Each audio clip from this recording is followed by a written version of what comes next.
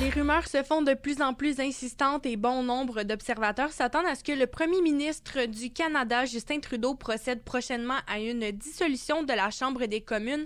Cette dissolution qui déclencherait la prochaine campagne électorale. On en parle avec notre politologue Benoît Lapierre. Bonjour Benoît. Bonjour Marianne. Les différents partis politiques se préparent à cette éventualité, mais c'est aussi le cas pour Élections Canada qui a annoncé être prête à tenir des élections malgré le contexte de la pandémie. Oui, c'est hier, le directeur général d'Élections Canada, Stéphane Perrault, a fait une sortie dans les médias pour dire que justement, Élections Canada se préparait à l'éventualité d'une élection en contexte de pandémie. Une des premières mesures que Élections Canada compte faire afin de contrer la pandémie pendant une élection, c'est d'éviter les grands rassemblements. Donc, ce serait de multiplier les lieux de vote afin qu'il n'y ait pas des gros rassemblements à chacun des bureaux de vote. On sait que normalement, les jours de vote, on se présente soit aux écoles, soit dans les centres communautaires, mais cette fois-ci, ils voudraient multiplier les endroits, donc ça se pourrait qu'on va aller voter dans des endroits plus inusités, comme dans les cinémas puis les hôtels.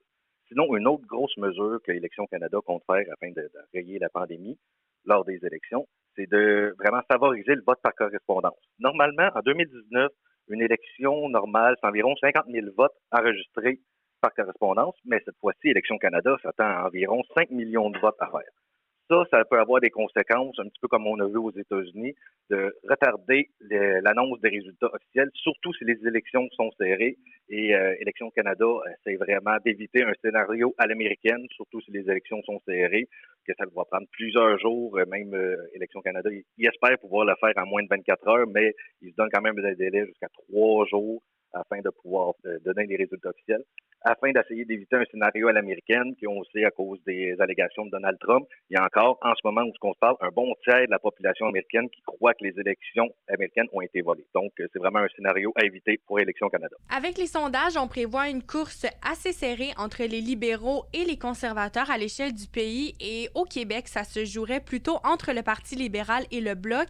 Mais, Benoît, la situation peut encore évoluer rapidement. Oui, la situation en élection, ça peut vraiment évoluer rapidement. Il suffit d'une bourde et qu'après ça, les chiffres, ça peut changer du tout au tout. Et ça, c'est pas seulement une bourde des chefs, ça peut être après ça, ça peut être juste un candidat dans un comté isolé qui dit une niaiserie et après ça, le chef est obligé de patiner pendant plusieurs jours pour essayer de rattraper le coup. Donc, ça, les chiffres, il faut prendre ça avec un grain de sel. Mais pour l'instant, les libéraux sont en avance de quelques points. Et ça fait longtemps dans les sondages que les libéraux sont en avance. Et sauf que sont en avance dans les intentions de vote, mais c'est encore plus prononcé en termes de sièges gagnés. Le problème avec les libéraux, avec le Parti conservateur, c'est que leur électorat est surtout concentré dans l'Ouest, tandis que le Parti libéral, c'est mieux réparti à travers le pays. Donc, il y a moyen d'aller gagner plus de sièges avec un petit peu moins de votes, ou en tout cas, tu as besoin de moins de votes pour gagner le même nombre de sièges. Parce qu'on le sait, avec notre mode de scrutin majoritaire à un tour, quand on gagne un comté, qu'on le gagne à 30 ou à 80 ça ne change rien, il y a juste un député d'élu. Ça explique aussi pourquoi Andrew Scheer, en 2019, avait plus de votes que son adversaire libéral, mais en nombre de sièges de députés élus, il était plus bas. Donc, c'est un des avantages du Parti conservateur qui devrait essayer de pallier à ça, c'est vraiment essayer de mieux répartir son électorat à travers le pays. Sinon, pour les partis politiques, on le sait, l'argent, c'est souvent le nerf de la guerre pendant les élections. Et sur ce point-là, Benoît, les conservateurs auraient une longueur d'avance sur leurs adversaires. Oui, en effet, les rapports financiers de l'année 2020, chacune des associations de comté ont sorti à la fin juillet. Et là, on voit que dans ces chiffres-là, c'est que le Parti conservateur ont vraiment une longueur d'avance côté monétaire. En moyenne, les associations de comté du Parti conservateur ont environ 61 000 d'actifs qu'ils vont pouvoir dépenser lors de la campagne électorale.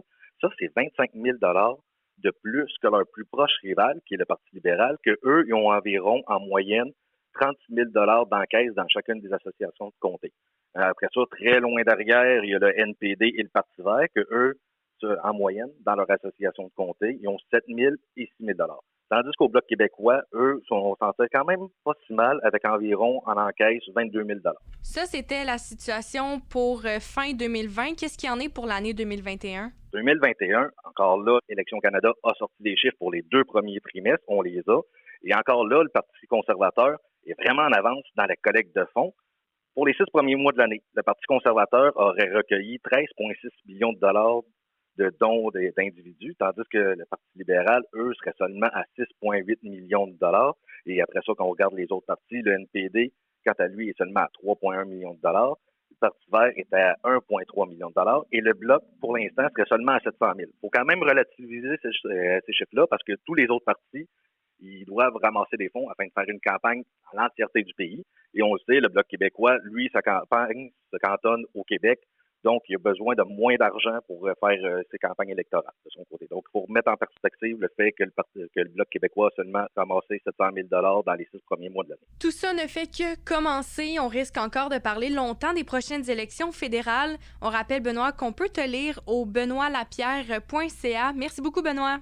Merci beaucoup. Bonne journée.